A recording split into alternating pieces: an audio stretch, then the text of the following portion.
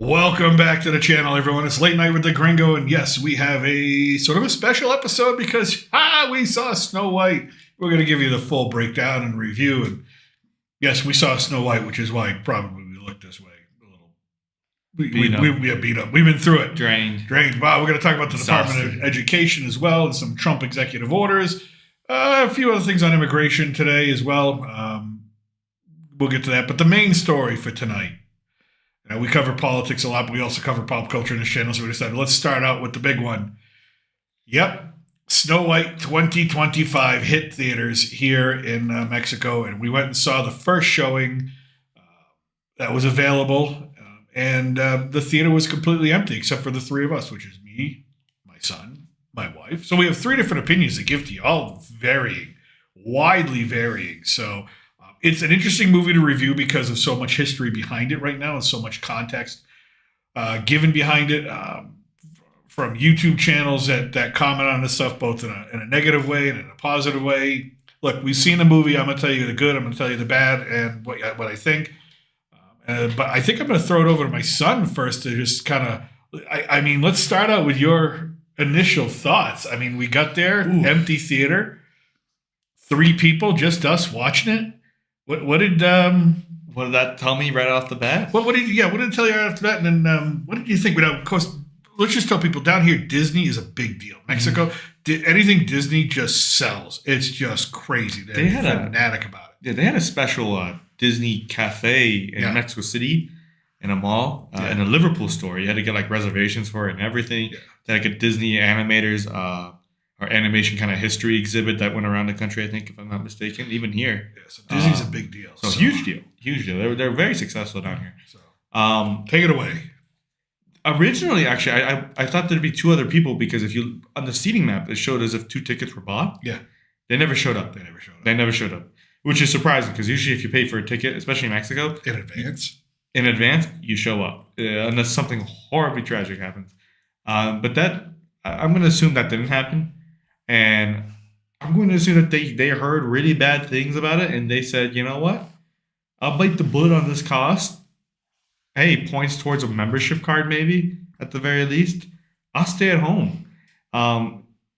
Empty for a first showing with subtitles. Usually those are the more popular ones, if I'm not mistaken, down here. So that was actually kind of really concerning because, again, it's Disney. It's a well-known title. It's not like something completely new. It's established. People love the original down here. And there was nobody. Granted, it's what? Wednesday, Thursday? It's a Thursday. It's a Thursday afternoon. But I've been to premieres before with opening films in English, their normal version with the Spanish subtitles down here. Both here in Mexico City and other places.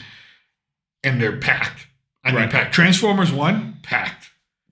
Wicked, packed. Yeah. Wonka, packed. What days were those, though? Were those Fridays? We always go on Thursdays because it always either comes out on a Wednesday or Thursday, either 1 or 2 days earlier than the United States, and that's kind of lucky. So take that for what it's worth. All right. But what do you think of the film itself? Wow, what a heavy question. Do I still owe you an apology? Gringo, yeah, you do. I've started to kind of, not necessarily warm up to it, but kind of forgive it in certain parts because I think Disney did do its best with recovering with the reshoots with the dwarves. Obviously, the dwarves are not the greatest.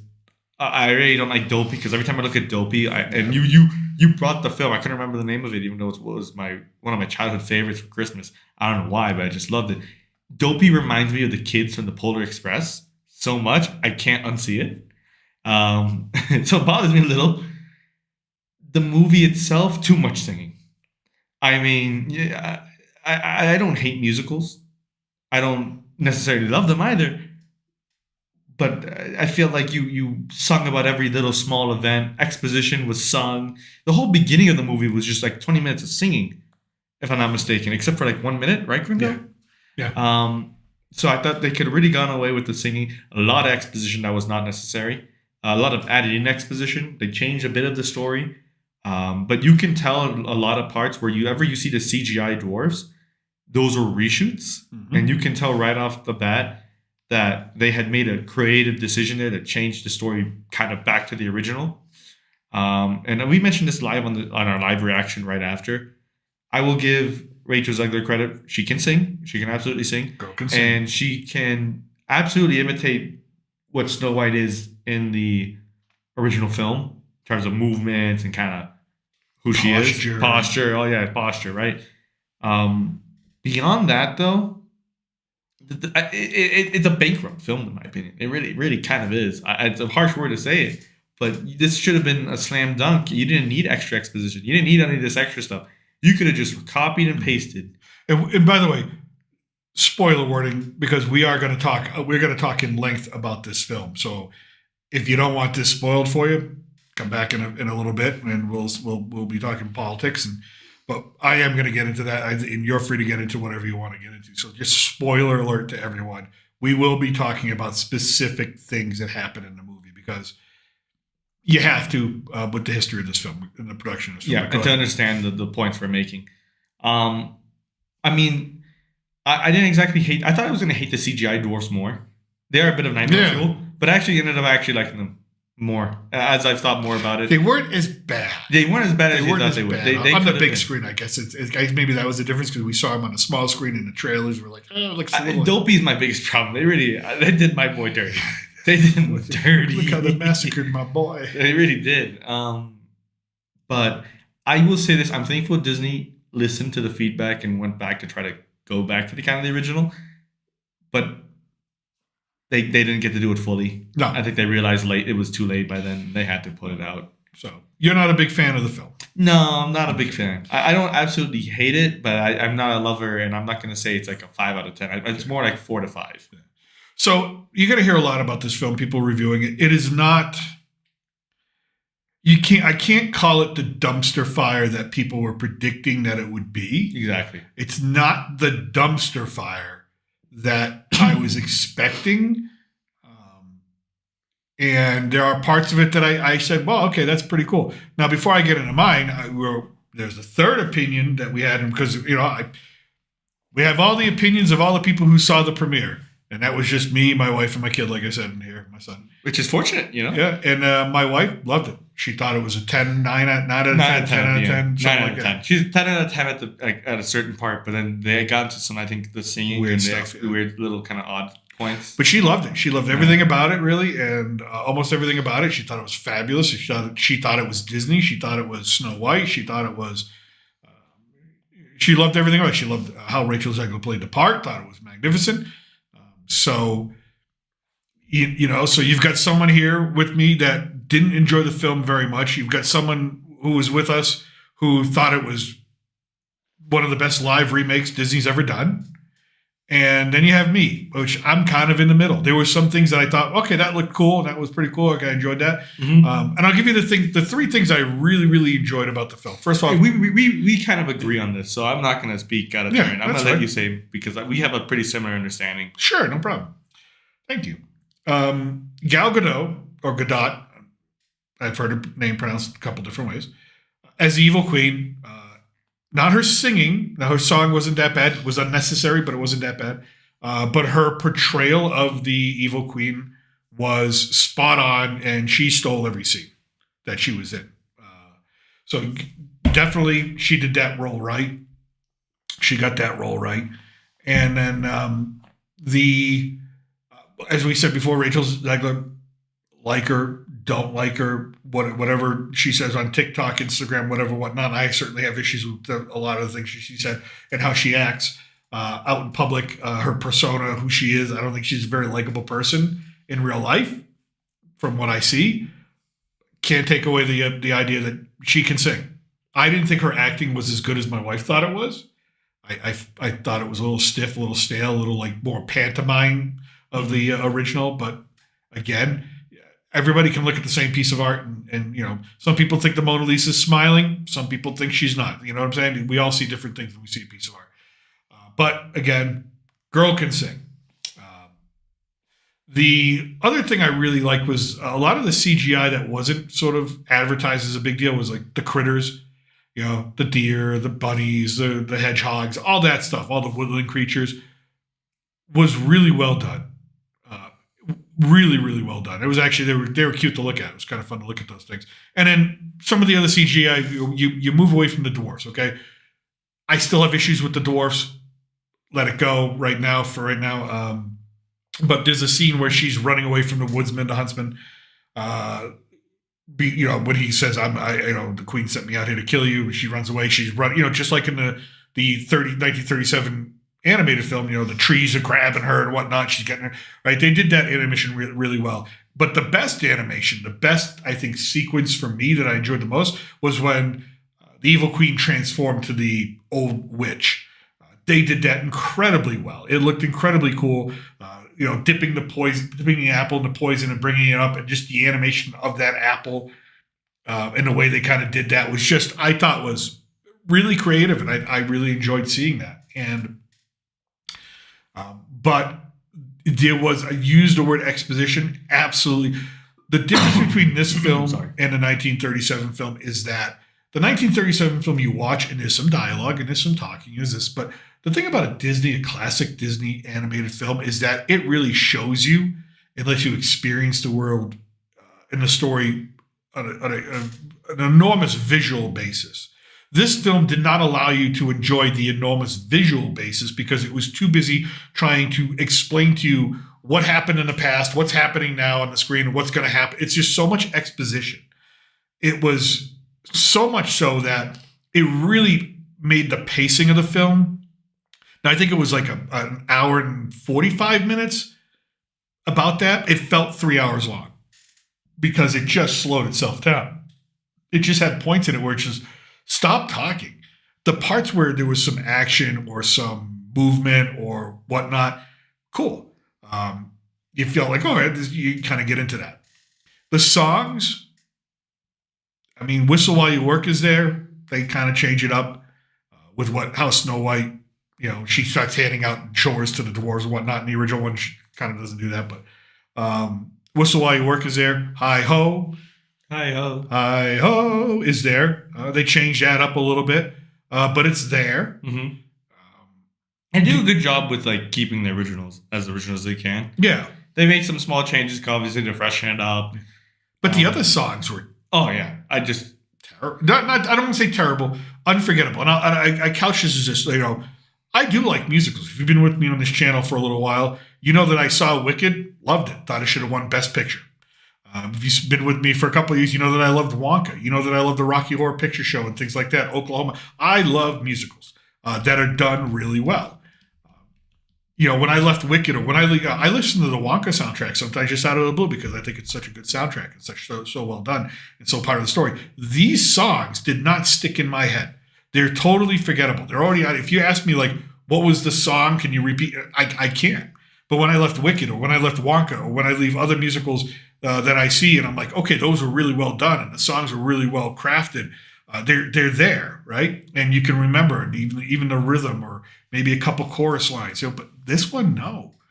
It's not that they were poorly executed. Like I said, Zegler could sing. Gal Gadot sang pretty well, but I didn't think she could sing that well either.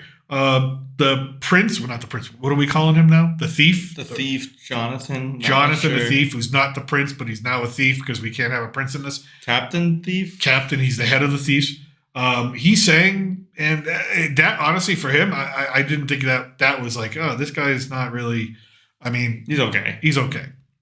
He serviceable, right? Mm-hmm. But the music is just forgettable. That's the best word I can give out. It's forgettable.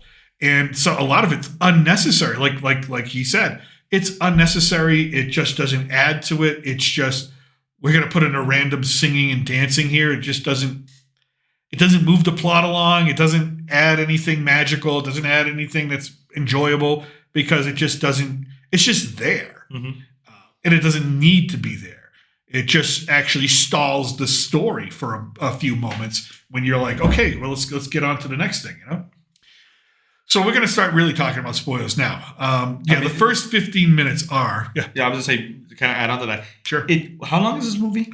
Originally I saw it was 120 minutes, but I think it's probably 150. It feels longer. It feels a lot longer. My God, I felt like, is this movie 3 hours? It was just... there were a couple points where it was like it slowed itself down so much that I was like, I had to shift in my seat because I didn't want to fall asleep. You fell asleep actually for a second. Like, we had to knock you up. Yeah. You didn't miss anything? Yeah. You were like, for like a split second, I just saw your eyes close, and I was like, oh, no. I was just like, if I'm staying up, you got to stay up to watch this. I was like, no more, please. And that was during those long exposition periods. But yeah, it was like, it felt 3 hours long. Yeah, when you said we were halfway through the film, I thought, this should not be halfway through. I feel like we should be close to the end almost. Yeah. And you were right. We were only halfway through. Yeah. It was a little brutal. And you're absolutely right. When you see the scenes with the CGI dwarfs, you know that there were some creative decisions made for not just to add the dwarfs, but to really change the story. We're going to get into that. But the first 20 minutes or 15, I'll be generous, 15 minutes. Oh, no, 20. Say 20, please. It's not 15. It's was all singing an exposition about the backstory of Snow White. Apparently, okay, so here's her story. And you get and also they tell you why they call her Snow White. It's not because, as the German original fairy tale says, or the anime, is her skin as white as snow. No, it's not. They changed it so they could, and so they always had in mind that they weren't good. They were gonna put a person of color in this role because they built it into the script. So she's a little girl. Her father's the king. Her mother's the queen. All right. They bake apple pies for their peasant people. And, you didn't even tell her why they were born. Why she was called Snow White. I'm getting there. This is all before we. This is all before. Okay. Hold on. So they call her Snow White because she was born in a snowstorm. How creative, boys! Also, they gave her a last name that wasn't their own. Yeah, I guess. Yeah, your name is Snow White, whatever their last name is. Yeah. So, little odd. Well, there's a happy kingdom, mother, father, queen, and king. Mother gets sick, dies. Father's sad. All of a sudden, shows up this other woman, and she's got this little magical powers, but she ends up marrying the king and becoming the stepmother of Snow White. She lies to the king, sends him off to the southern regions because she thinks there's going to be a war. He never returns. And, he's dead, basically. And so she takes over. And that's how the evil queen took over and then keeps Snow White in the castle as a slave, basically, as a peasant, as a servant. And finally, one day, as the people are all starving, as you see her grow from this little girl into the Rachel Zegler version of Snow White, at that point in time, you're just like...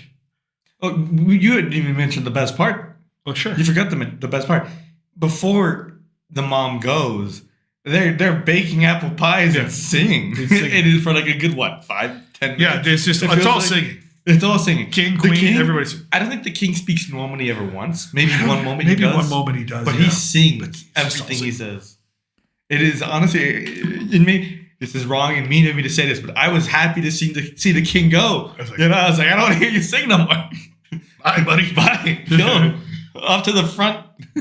So evil queen kind of becomes a dictator. The people are starving. She turns all the farmers into warriors. They're all wearing armor with swords and all that. That's her army, Okay, cool. Now, Jonathan, who is not the prince, he's not a prince. He's a thief. He's the head of the thieves, actually. Lives in the woods. Yes. Well, they're not normal thieves. They're not normal thieves, right? So he shows up and he's stealing potatoes.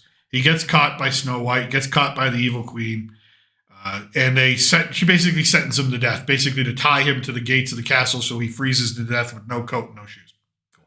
Snow White rescues him, lets him go, gives him a piece of bread. See you later, adios. He goes back to the woods, barefoot. The evil queen sees this, and she's like, we must kill... she does mirror, mirror on the wall. Who's the fairest of them all? Well, turns out, Snow White is fairer than she is, so got to kill Snow White. So escalated quickly, but technically true to the original. It is. So first she sends Snow White, says, you're going to go gather apples. Like you did in the Like past. you used to do as a kid. First time out of the castle in probably a decade. Sends the huntsman with her. Huntsman's got the orders to kill her and carve her heart out and bring it back in a box. Was that in the original? The whole heart in the box? I don't remember that. I think it was. Again, it's been a while since I've seen it, but I'm going to go with sure. I'm going to hope it was because I was like, that. If not, that's excessive. It's a German fairy tale. It sounds like something the Germans would come up with. Yeah. So carve your heart out and put it in a box. Yeah, that's fair. So he can't go through that. She and screams at her to run away, and she runs, and that's how she gets through the forest. And the little woodland creatures find her, and that's again, it was a cool little scene there as she's running through. The animation was really cool. Meanwhile, she's already sung probably 4 different times prior to all of this. There's already been 4 or 5 musicals. Oh my god! Like I said, by the time you get to the running in the woods, you're already done with singing.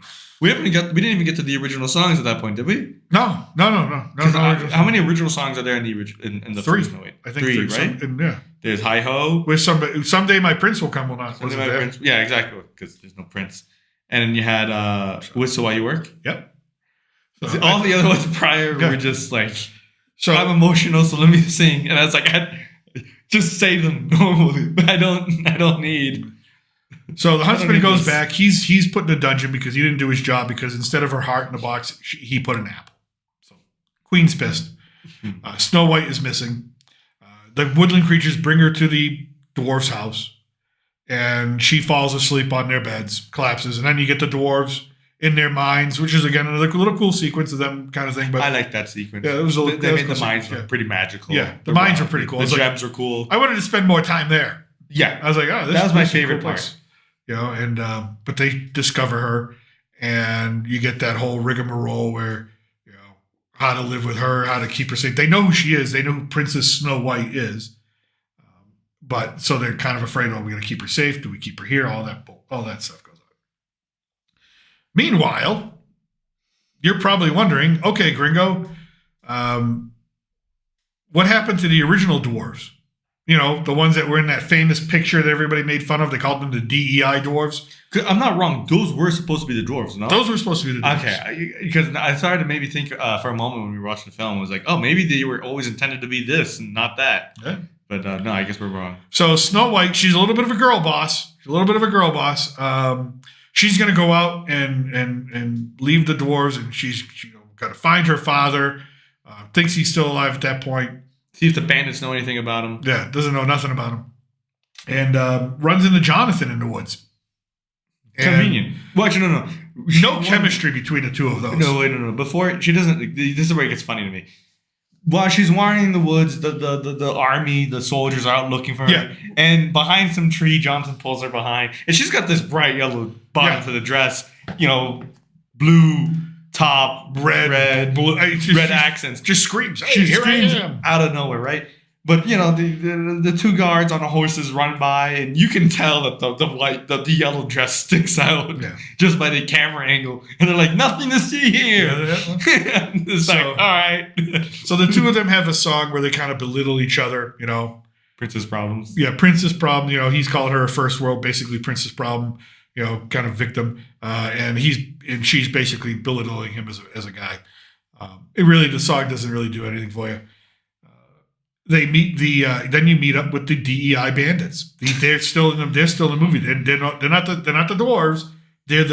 Jonathan is the head of those bandits, and they look exactly like they did in that picture. There's no costume change. I mean, it's hilariously out of place. Yeah, and that says a lot because the town and everything else is pretty colorful. Yeah, and they stand out like a sore thumb. It's like, and they don't act very well either. The acting was not good in that group. Anyways, so you notice something though about them? What? They were given a very reduced role in this version. Extremely reduced. Because role. I think they had a lot more. I think every time you see all the dwarves, that's what they're supposed to be doing. But I think they were probably contracted, to still be in the movie. Well, what happens is Disney contracts. Yeah. So what happens is the knights show up, the army of the queen shows up, and they're like, "Where's Snow White?" And Snow White runs off, and the DEI army, who basically have like one sword, a crossbow, and a stick, are going to be like, "We're going to battle twice as many guys in full armor and swords," and they actually hold her own against them. Like, okay, that's not right. Then Snow White shows back up again, and here I am, and tricks them and all that stuff, and they all get away, except. And here's where I think they really made a change of story. One of the army of the queen shoots a crossbow aimed at Snow White, and Jonathan steps in and takes the crossbow to the chest. Now, I think in the original script, because, I take Rachel Zegler at her word, There's no princess coming to save the day. She's going to be a leader. No one's saving her.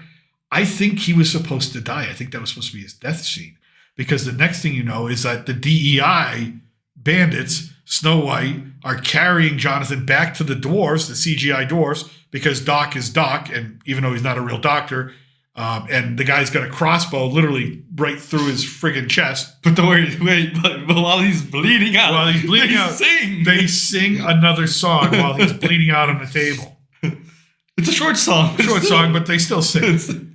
They bring him in. Doc brings him in and does some sort of 10-minute surgery, and Jonathan just comes walking back out like, no problem. It's merely a flesh wound, And I'm like, he was supposed to die. In my mind, I'm going, he was supposed to die, right? And so then they have more singing and dancing and all that together, and the DEI bandits have party relationships with the dwarves. Yeah. Actually, did you notice when he was in the woods before they carried him off, they all were kind of like, "There's nothing we can do." I think that was part of the original script. But they cut it there and just decided to do a reshoot at the very end to be like, we'll carry him off. I could be wrong, but I'm pretty sure Jonathan was supposed to die. The way the cut is... It's Hollywood, baby. Yeah. It just feels like he was just supposed to die in the woods there. And that was it for him. And then, okay, so he's revived, and now they're all gung-ho, but then the queen learns that, okay, she's still alive, so... That's when she goes into her full transformation mode, and she's going to poison. Because Snow White's determined to go find her father, bring him back, and restore him as the rightful king.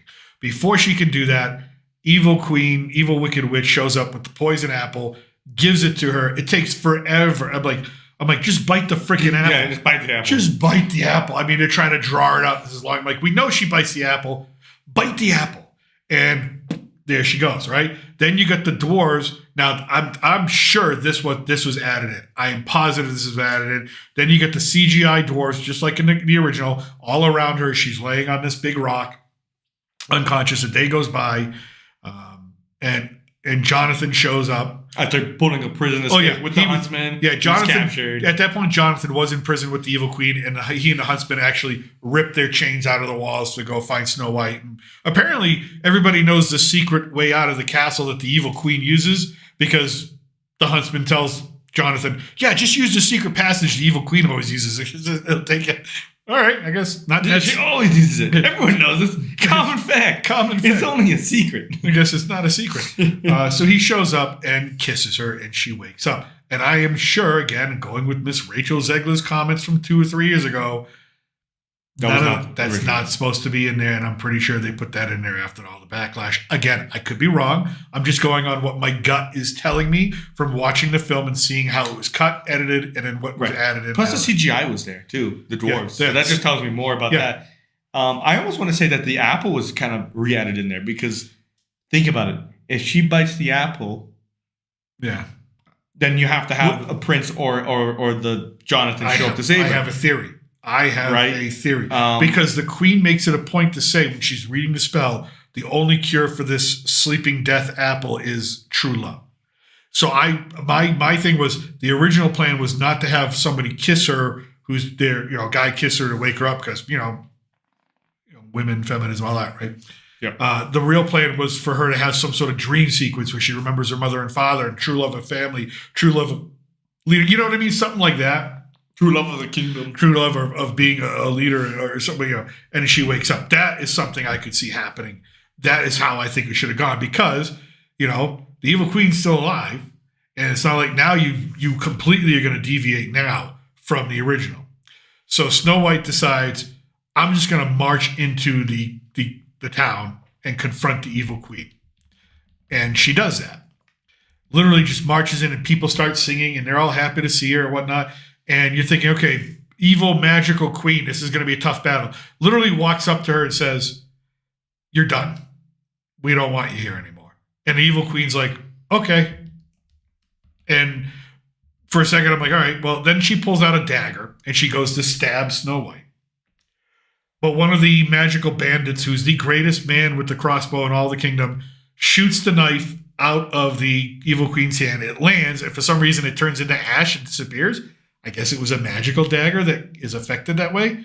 So then the queen is like, fine, I'll leave. And she turns back and goes back into the castle, grabs her staff, smashes the magic mirror. She turns to ash, is sucked in by the mirror. The mirror reforms itself, and there's Snow White standing there. And okay, there we go. And then you get the final dance scene, dance and song scene where everybody's dressed in white like it's a Diddy party. By the way, you and I are dressed in white. That's weird. No, I'm blue. You're blue, baby? That's how blue. bad my colorblindness is. All right. I mean, it's light blue.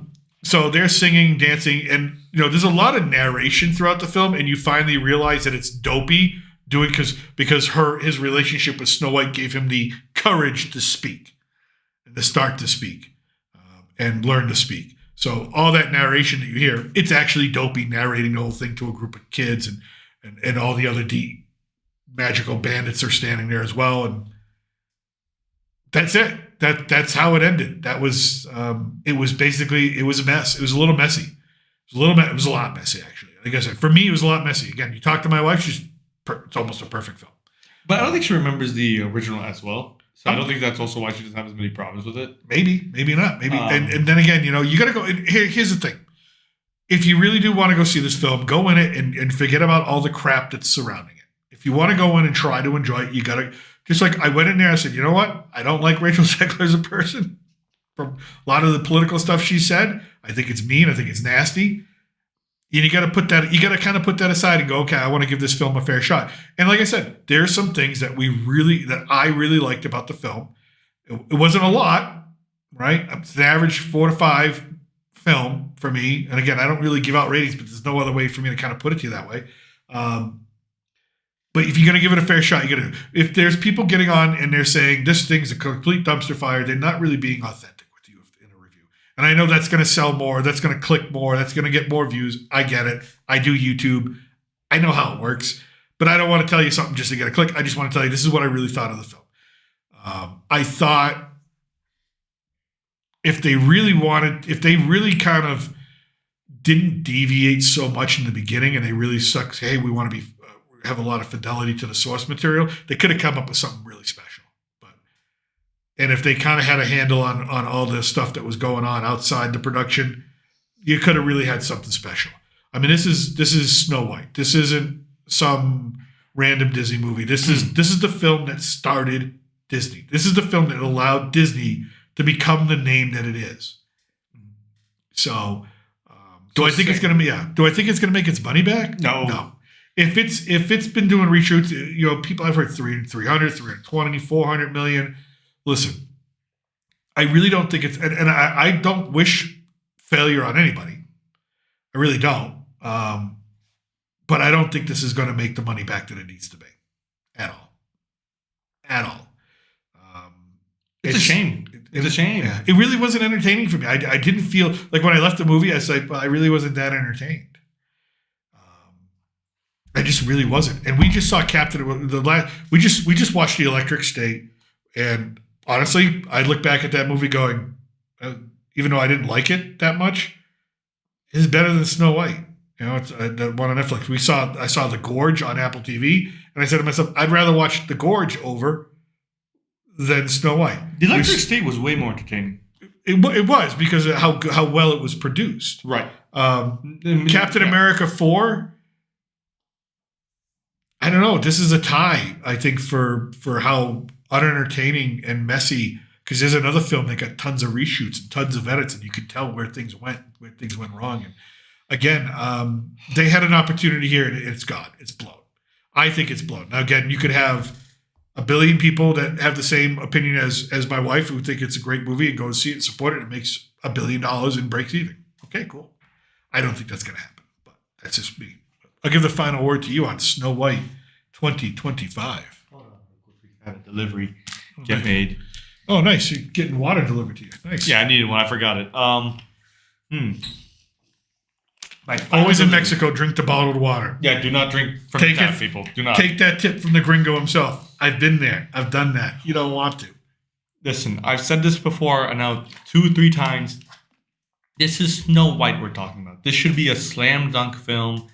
You don't even have to rewrite it. You could just copy and paste. You can maybe add an extra song if you want, sure. You don't even need to add all that exposition. If you really want Rachel Zegler there, sure. You don't even have to explain why she's called Snow White. Who cares? So long as it's faithful to the original, right? And they went with the idea that they could change it completely, even though this is pretty much the backbone, the spine of Disney. I mean, if you look it up, I mean, you can bring it up. There was a special Oscar awarded to Walt Disney himself for all the Oscars he had won just for being an animation studio for films. And it's based off of the Seven Dwarves. It's one big Oscar with 7 little Oscars falling behind. That tells you how important this film is, not only to the history, but also the culture of Disney. It's a landmark film in culture, period. And instead, what they decided to do was they thought we could trash on this and try to put on our own agenda. Maybe listen a little bit to Zegler. And they clearly did. Because there's no prince. That still remained as a key part. There's no prince. And they had the DEI dwarves originally. They had a different plot intended for Snow White, and they realized with the bad press over the past year or two when reshooting it that they had to go back to the original as much as they can with the budget they had left and whatever added budget they gave, because they understood that if they go back to investors and tell them, hey, we took our classic one-of-one Snow White, made it a live action, it failed horrifically, that doesn't scream confidence to your investors for the new creative projects that have no historical backing at all.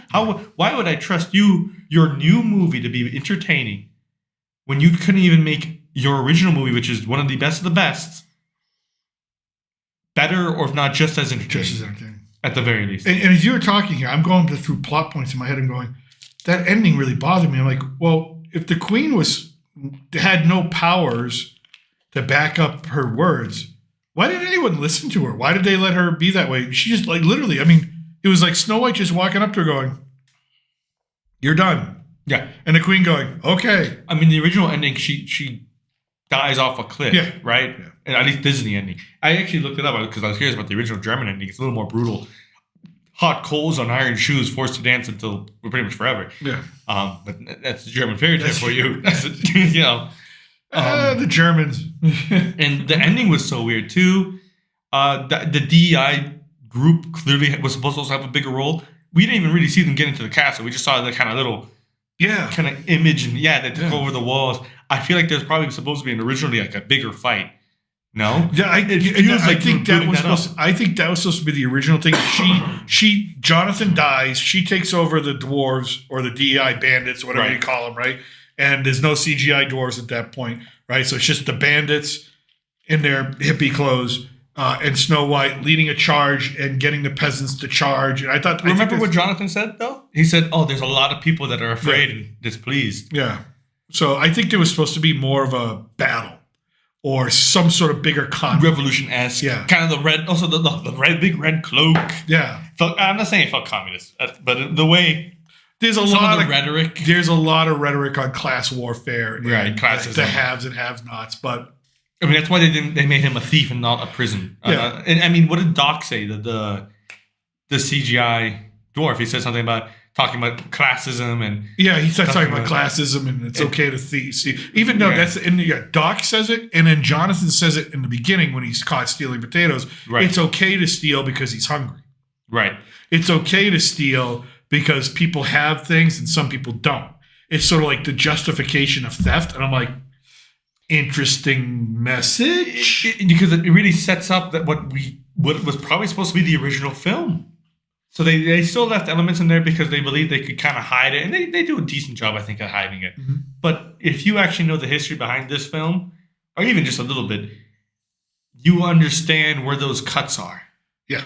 And you really see, they went back and reshot a lot of this movie. Not just a ton of this movie. If you just take the CGI dwarves section of the film, that's like half. I think it's more. I think it's like 65, 7, almost. Yeah, I think it's like 60% of the film has been reshot. Never mind what else they might have reshot to accommodate the inclusion of the CGI dwarfs and change the story. Never mind cut, because they had to go back to the original. They tried to go back to the original as best as they could, which I give them credit. They at least understood they were wrong and tried to right the ship. Granted, too late. Somewhere there's a director's cut on the floor of this thing, and who knows what the original was supposed to be, and who knows if we're able to see what the original script is supposed to be. It's been burned. I'm sure. Someone will leak it. Someone will leak it sooner or later and be like, okay, this is what it was supposed to be. But yeah, that's Snow White. We're gonna, I think, 40 minutes on Snow White. We're gonna wrap that up, and we're gonna get some more fun politics stuff. But yeah, I mean, we'll see how it does at the box office. We'll track it this weekend. But thanks for coming with me. I mean, I know it wasn't exactly the film you wanted to see. No, I had a good time though. It was a fun time. We had some good laughs in the middle of the movie. I looked at you. I was like, "What the? Yeah, fuck are we watching?" I was live tweeting during it. I had to pick up my phone and go, "What the fuck am I watching? WTF?" Right? And speaking of which, you know what? I mean, we talk about inflation and all that stuff. For $16 US, I got 2 buckets of popcorn, 2 large drinks, hot dog, and 3 tickets to see a movie. Just 16? Just $16. Damn. So I don't know what you guys are doing in the United States or why inflation is so bad. It ain't that way down here. Everything's organic. So with that, let's get into some other stuff. So something actually more entertaining than a movie. Something more entertaining than a movie. Okay, there's Elon giving Hitler salute. Let's not get Sorry, what? Let's not get there yet. Let's not get. Oh, you know what? Let's start with our old pal, Mr. President Trump. Oh, baby. He's up to it again. Let me see. Let me get our screen sharing up here. There we are. All right. So we signed an executive order today. Improving education outcomes by empowering parents, states, and communities. Let me translate that for you. This is the executive order to get rid of the Department of Education. Thank frickin' God. It's not going to happen. It's not going to happen because Congress created the Department of Education. Only Congress can get rid of it. The president can't just get rid of it.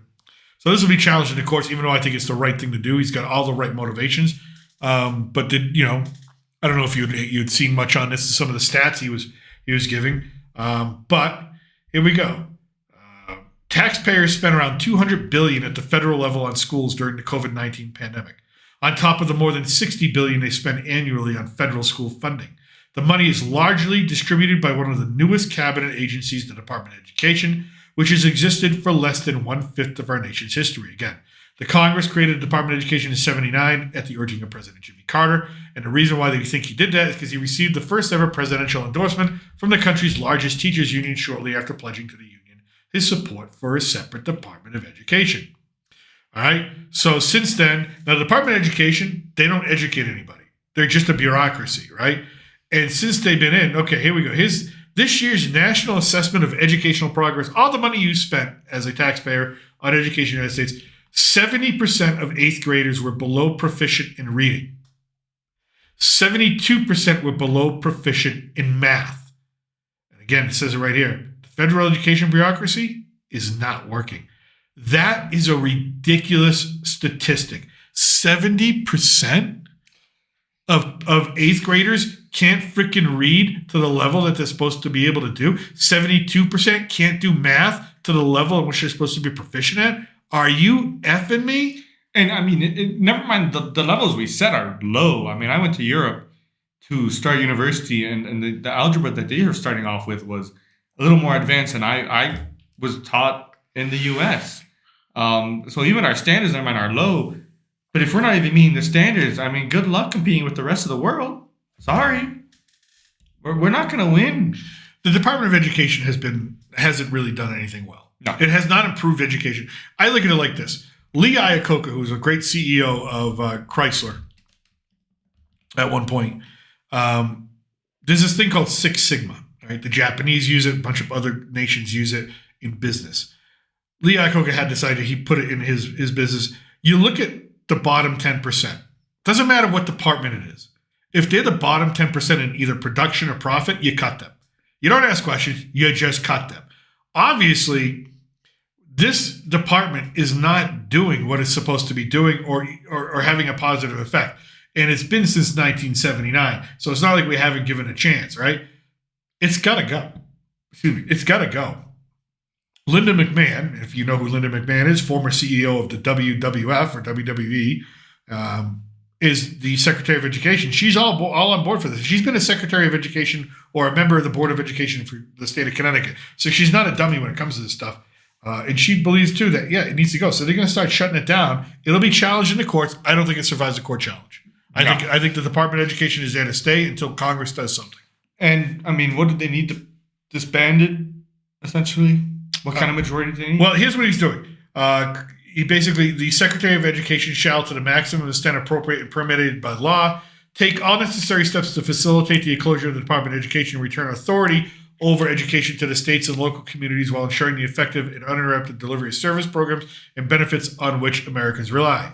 That's all that says. So basically, Linda McMahon's got to go and figure out exactly what she's legally capable of doing and what she's willing to do within the first couple of weeks, because this isn't just shutting the doors and lock. I mean, this will have far-reaching funding impacts, but again, it's got to be done right. But I don't think, like I said, it just does not pass the legality test for me here. No, you have it nailed right on the head. It was created by an act of Congress. It needs to be Congress who disbands it. Now, are part of those? Is part of the order maybe still valid? Well, in terms of like what they choose to do with them? Yes, absolutely. Here's the second part where I think you've got a point where it's still valid. Federal Department of Education funds subject to rigorous compliance with federal law and administration policy, including the requirement that any program or activity receiving federal assistance terminate illegal discrimination obscured under the label DEI. So if there's something labeled DEI or similar terms or programs promoting gender ideology. So if there's any of that bullshit there, then they're going to immediately terminate the program, terminate the funding for the program. Again, I think that's more of a valid thing that the president can do, have the cabinet secretary do. Again, it's going to be this is another legal battle, and that's what we're going to see for the next year and a half, are a bunch of legal battles. But yeah, he did it today. He signed the order. I think if he just signed an order that just said there's no more funding to the Department of Education, I think that would just be able to hold up. I think that would just hold up because he does get to designate funding to an extent. But here's how funding works, and here's how I've seen it done two different ways in Congress, and just this is why it's such a mess. Congress holds the purse strings, yes. So they can write a bill and say, we're going to give the Department of Education $50 million. Okay, fine. The Department of Education is $50 million, then they get to decide how to spend it within the department. Okay, that's when Trump or the president, whoever, the cabinet secretary, has some leeway to say, I'm going to spend it on this and not spend it on that. Now, sometimes these bills are written as a fail-safe. Say, we're going to give the Department of Education $50 million, but here are the things that it needs to be spent on. That's when their hands are more tied. And I've seen that with other funding programs and other departments before. So it really is going to be coming down to, what are you cutting, and where, and what bill did that originate from? And did that bill have something specific in it that you need to follow? Fair. But I think so long, at least for these next 2 years, while they still have a majority, that's not going to happen. I think if he just wrote an order, I think Congress could probably pass a spending bill for the Department of Education of just no more money, at least for the next 2 years while they are in majority, or at least power. Yeah. They could absolutely probably force that. And I think the Democrats know that. And I think they're looking down at what seems to be like a barrel of a shotgun. And they're like, we don't have any power anymore. Because they usually, in these situations, you expect to either have at least maybe the Senate or maybe the House. You know? It's never, you rarely get now, at least in my opinion, a united Capitol Hill and White House. And when you do, not much, well, okay, I shouldn't say that. They had it during the Obama years, and they forced through the Affordable Care Act. Right, but they're kind of forced. They were on the back heels. They needed to. Yeah. So, but when it does happen, it seems like, you think you can get stuff done quickly, and it doesn't happen. Congress moves at such a glacial pace. It is infighting, too. And there's infighting a lot everywhere. Yeah. So. Anyways, Department, let us know what you think. I don't think it's going anywhere. I think this is one of the legal challenges Trump loses. Speaking of legal challenges, ICE arrested a professor from Georgetown. Professors. What is with professors this past week? Not only a professor, right? Not only a professor, but a professor from Georgetown. Not only a professor from Georgetown, but a professor from Georgetown's School of Foreign Relations, which is honest to God, I sat in and took a couple of classes as a high schooler there because I had a buddy who graduated early from high school, and he went there to become a diplomat. That might be the finest diplomacy and foreign relations school department in the entire country, maybe the entire world. It is fabulous, at least what I thought. Now, this guy, the arrest of Badr Khan Suri, who is in the U.S. legally, and who the Department of Homeland Security said was spreading Hamas propaganda. Uh-oh. But a judge has ordered that the researcher detained by ICE remain in the U.S. until he has a chance to challenge it, right? So you have all these judges telling ICE that they can't deport people. Now, this idea, we talked about this before, right? The idea that if you're an immigrant or here on a visa or whatever, there's a form you have to fill out. And if you lie on the form or you answer wrongly in the form, you can get denied or have your visa revoked. Right. Well, would you like to see the form? Yeah, absolutely. Bring me. It's been a while since I've seen the form. It's not like a year or two ago when I was helping a friend. Okay. Form, but here are the questions. Yeah. All right. First of all, what is your purpose visit? You're here for medical treatment, whatever, whatnot. They want details on your friends, your relatives. Will you be residing in the United States? What's the reason for traveling at this particular time? How long will you be staying in the U.S.? Why do you plan to stay so long? Can you stay shorter? Who will you be traveling with? Have you booked your tickets? Like, if you haven't booked tickets back home, they're not going to give you a visa. Yeah, right? exactly. Yeah. How much do you think your stay in the U.S. will cost you? See if you got enough money to pay for it. If you're going to come here and suck off the federal government. What do you do for a living and how much do you earn? How will you be financing your trip, or who is your sponsor? Are you married? Do you have children? Do you have pets? Who will take care of them while you are away? Because if you're like, I don't know, because that means you're not going back, so they're not going to give you a visa, right? Do you have any intention of remaining in the U.S.? And if you say no, and you do remain in the U.S., well, you've lied, right? But there's more to it. Inadmissibility, all right? So, what you also have to be, you're going to be asked are, the grounds for inadmissibility include, but are not limited to, individuals who are, if you say you engaged in terrorist activity before, are engaged or are likely to engage in terrorist activity after entry. By the way, my wife had to answer these freaking questions and they were ridiculous. I'm like, okay, look at her. She's 5'0" and she's from Mexico. She's not engaged in anything, right? Oh, you'd be surprised. No, I don't. You'd be surprised. Have you incited terrorist activity with intent to cause serious bodily harm or death? I don't know. Promoting Hamas might be a yes to that. Are representatives or current members of a terrorist organization? I don't know. If you're putting out Hamas propaganda, I'd say you're a representative of Hamas. Well, what is the things that they claim is Hamas propaganda? Because that's also my they won't state that until they get to court. Okay, because I want to see that before we. Now it's CNN, so they might not be including it. So, you take it for what it's worth. Right. Endorsed or espoused terrorist activity. Well, if you're endorsing Hamas, you're endorsing terrorist activity. It depends. Again, it hints on what ICE claims as propaganda. Is it obviously very so? If it's like Hamas pamphlets that they hand out, I think if you're at a protest in front of Columbia University and you're supporting, you're showing support for Hamas as a student because you think it's cool and you don't. That's. I think you failed these questions. I'm not done with the questions either. Are spouses, or do you have spouses or children of anyone who has engaged in terrorist activity within the last 5 years, with certain exceptions, received military type training from or on behalf of a terrorist organization, right? So obviously people want to get in here illegally who used to do this, they're going to lie. And then when you get here, if you do these things, well, then you've lied on this application. So you've got to go. So these people who are being arrested, who are not citizens, right? It's right there, right? It's INA Section 212, codified as Title 8 of the U.S. Code, Section 1182. So all these judges who are saying, hey, no, you can't do this, they're overstepping their bounds. And that's what's going to happen. They're overstepping, they're going to get overturned. And now the judge is really pissed at him. The one that said, hey, don't send those people to Venezuela, turn the planes around. And they're like, no. Trump's just like, no. The Department of Justice for Trump is like, yeah, we're not really listening to you because you're a district court judge and this is a national security matter. And because you want us to give you reasons, guess what? We're classifying those under national security. So we're not going to tell you what those reasons are. Which is very legitimate. Yep. The judge is pissed. He's pissed. And he's like, that's not good enough. Here's the judge here. Not good enough. Obama appointee district judge thinks he can tell the president of the United States all about national security. This guy is completely overstepping his bounds. By the way, his daughter works for an organization that helps immigrants. Like, what do you mean helps immigrants? Like, helps immigrants get helps illegal immigrants become legal. All right, a little concerning. So there's definitely conflicts of interest there. Yeah. All right.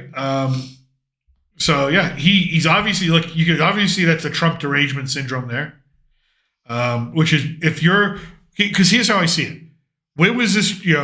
We had a president in Joe Biden who was like, let in all the illegal immigrants, and that's okay. Right. But now we have a president who wants to do the exact opposite, but that's not okay. Like it doesn't make sense. It's a double standard. Don't make sense. Either the president's allowed to either open the floodgates and close the floodgates, or he's not. Mm-hmm. So I want to get to some of the things he said.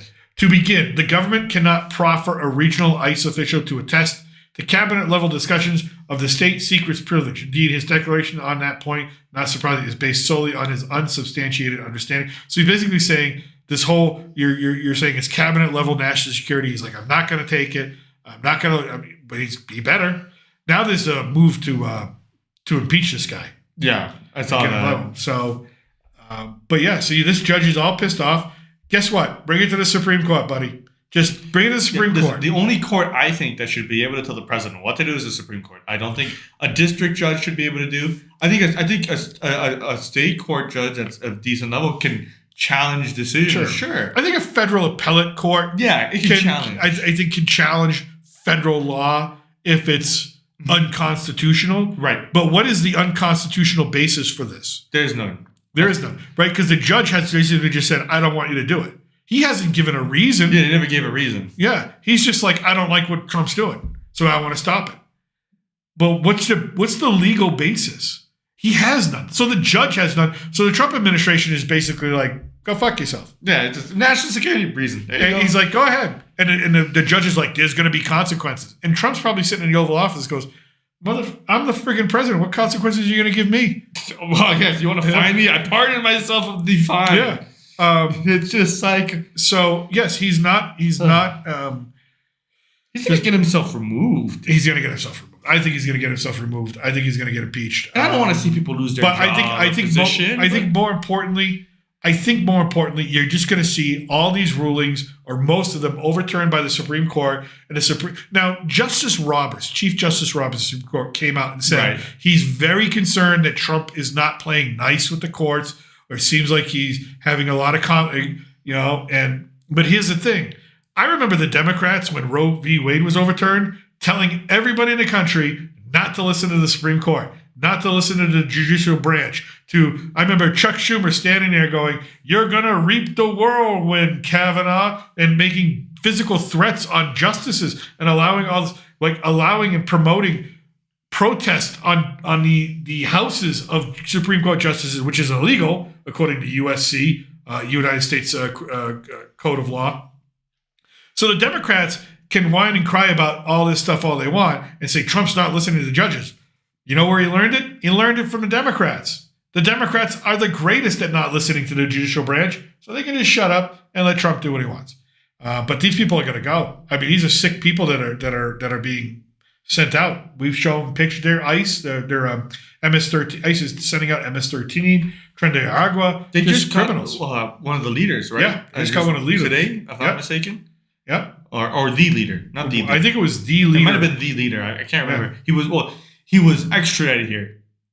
Yeah, extradited here because we want him. We want him to show what justice really is. So. But yeah, this judge is not really given a reason for other than I want to hear more arguments. Well, no, sorry. This guy, see this guy right here on the left, elected by 70 million or more people to be president and to do what he said he's going to do. This guy right here, not elected. Bye-bye. So, yeah, that's fair. It is what it is. So, anyways, that is our immigration and Department of Education. So a couple more things here that I actually found interesting. One thing I did for fun. Hold on. So if you're a supporter or you own a Tesla or you've known Elon Musk or you maybe supported him or invested in him, you might be with this guy.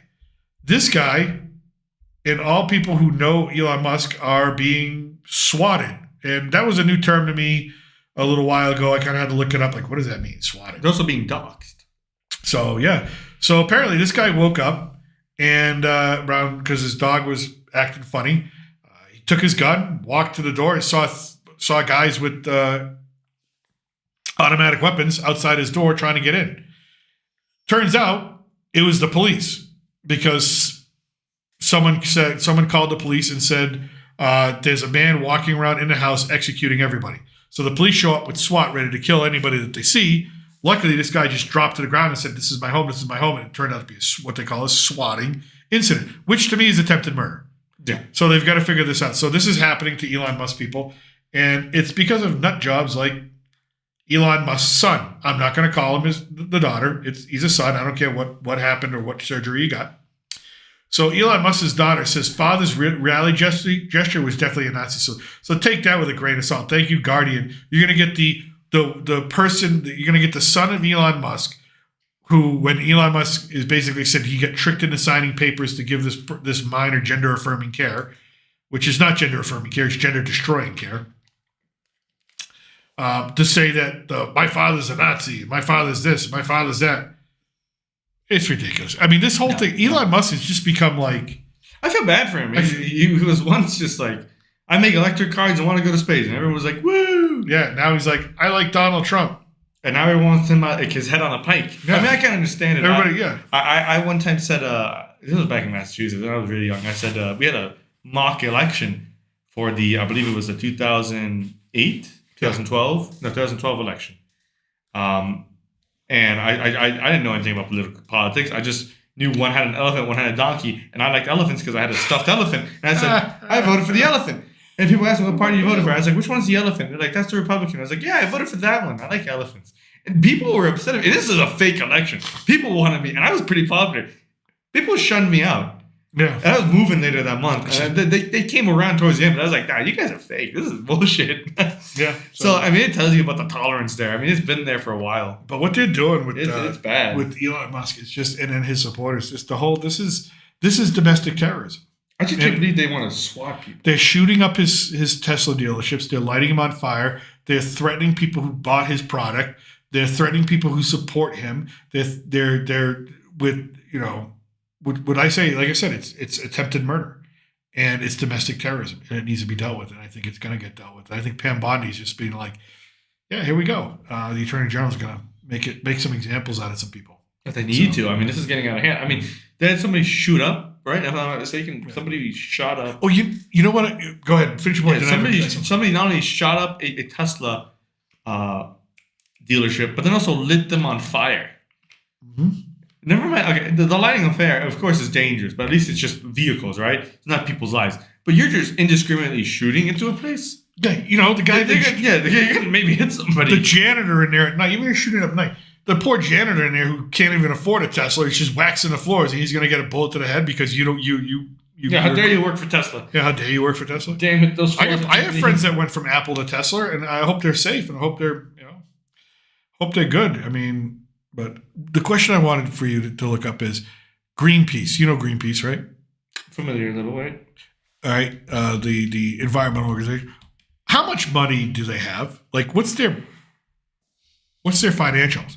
Because I just saw a story, and this was real quick. I didn't get a chance to prep anything for it, but they have been sued and they lost a case in North Dakota. They owe $60 million. $660 million for interrupting the pipeline, for spreading false information, for destruction of private property, and all sorts of other things. But $660 million, is that the end of Greenpeace? Listen, if you tell me that this organization has $1 billion sitting in the bank, never mind. It could. It's been around for a while. Never mind $660 million. No, Gringo. If you have $1 billion, it's going to be more pronounced than having a little protest at the pipeline, buddy. Oh, it wasn't a little protest. I mean, it wasn't a protest. This went on. This was like 10 years ago. No, I remember. I remember very clearly. Of course, it wasn't little, but my point being, they'd be doing a lot more active stuff. I can't find anything about the funding that they had. Here, funding and transparency. No transparency. Under the funding and transparency page of Greenpeace, there is no transparency or funding. Well, they're technically European. You like my shiny head? I shaved it. There we go. Okay, did they give me formulas? Hold on. What are you going to do, math? Total income. They had an income. This was in Antwerp, Belgium. All right, this was... Yeah, because they're going to try and countersue over in Europe to see if they can get any of their money back. Well, in Europe, it's 613 million euros, which is the same as 660, which is... I don't think they have that. I don't think they have... They had an income of 2 million plus, and I'm assuming this is 20... Oh, that's the end of them then. 22. And they had fixed capital assets of 35,000, current floating assets of 1 million plus. They had a bunch of liabilities. I don't think they do not have the money for this. That's the end of Greenpeace then, I think, but we'll see. I think they shouldn't have the money according to their transparency, from what I can tell. No transparency. It doesn't. I mean, maybe I'm reading those documents wrong. Those are the quick summaries. Maybe I have to go deeper in. Maybe I'll find an extra $600 million lying around, but I don't think so. I don't think so either. Anyways, with that, we're gonna call it a night. We've endured Snow White. Yeah. And we're gonna go have a snack and play some video games. With that, thanks to everybody for joining us. Really appreciate it. Appreciate all the support. From south of the border, we'll see you Saturday night. I'm still your reluctant gringo. This is my son. Salud and a huevo.